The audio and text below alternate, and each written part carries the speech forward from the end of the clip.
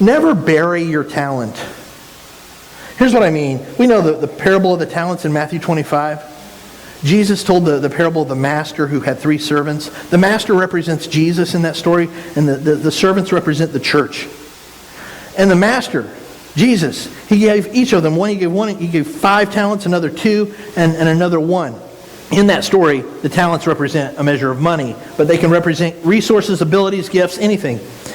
And he said, okay, use that. And he went off on a long journey, and it's to represent this time of Christ being with the Father, and someday he'll return.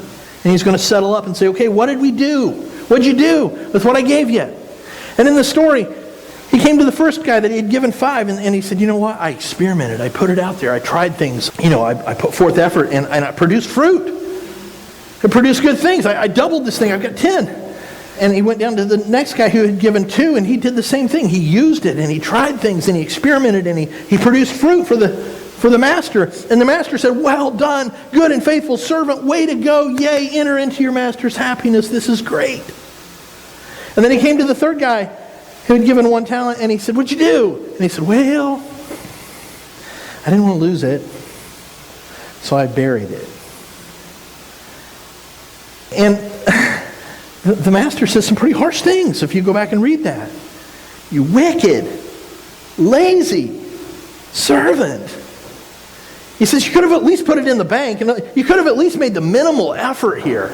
You could have at least done something with it, but you just buried it.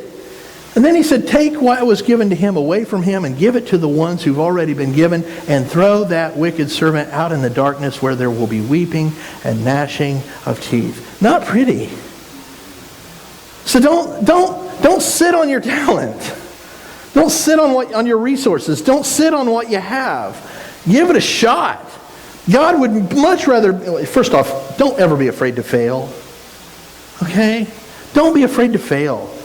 Step out in Jesus' name and try things. And if you ever fail, then do this thing that I love to call failing forward.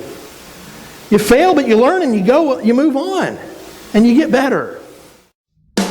All right, friend, thanks for tuning in. I hope that teaching was a blessing to you. If there's any way I can help you, or if you'd just like to connect, you can always email me at pastorbrad@aol.com. If you're not already part of the Crosstalk family, I really want to encourage you to subscribe to the channel. That would be awesome. And until next time, keep looking up and shining for Jesus, friends. God bless you. See you in the next video. Bye-bye.